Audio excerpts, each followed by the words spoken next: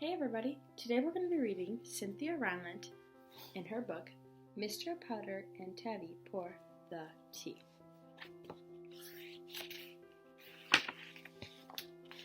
Mr. Putter. Before he got his fine cat Tabby, Mr. Putter lived all alone. In the mornings he had no one to share his English muffins. In the afternoon he had no one to share his tea. In the evenings there was no one Mr. Putter could tell his stories to, and he had the most wonderful stories to tell.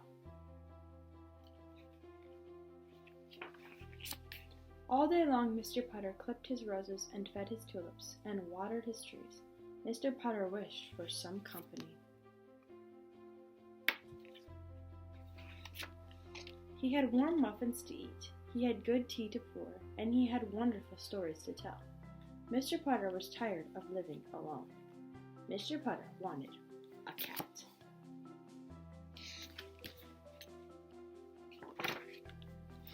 Two. Tabby. Mr. Putter went to the pet store. "Do you have cats?" asked the pet store lady. "Well, we have 14, she said. Mr. Putter was delighted, but when he looked into the cage, he was not. "These are kittens," he said. "I was hoping for a cat." "Oh no, no one wants a cat, sir," said the pet store lady. "They are not cute. They are not peppy."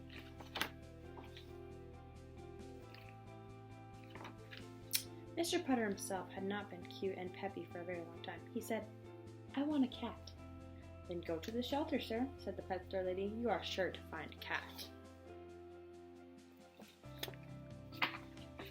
Mr. Putter went to the shelter. "Have you any cats?" he asked the shelter man.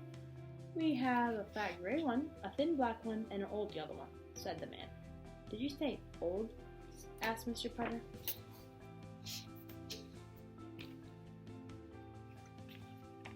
The shelter man brought Mr. Putter the old yellow cat. Its bones creaked, its fur was thinning, and it seemed a little deaf. Mr. Putter creaked, his hair was thinning, and he was a little deaf too. So he took the old yellow cat home, and he named her Tabby. And that is how their life began. Chapter 3. Mr. Putter and Tabby. Tabby loved Mr. Putter's tulips. She was old, and beautiful things meant more to her. She would rub past all the yellow tulips, then she would roll past all the red tulips.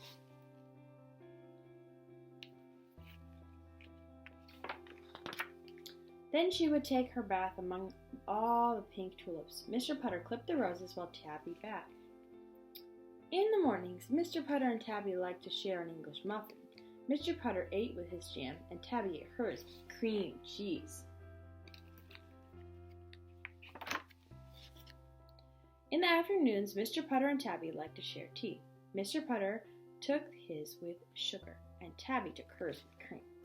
In the evenings, they sat by the window, and Mr. Putter told stories. He told the most wonderful stories. Each story made Tabby purr. On summer days, they warmed their old bones together in the sun. On fall days, they took long walks through the trees. And on winter days, they turned the opera up very, very loud. After a while, it seemed as if they had always lived together. Tabby knew just what Mr. Putter was going to do next. Mr. Putter knew just where Tabby was going to sleep next.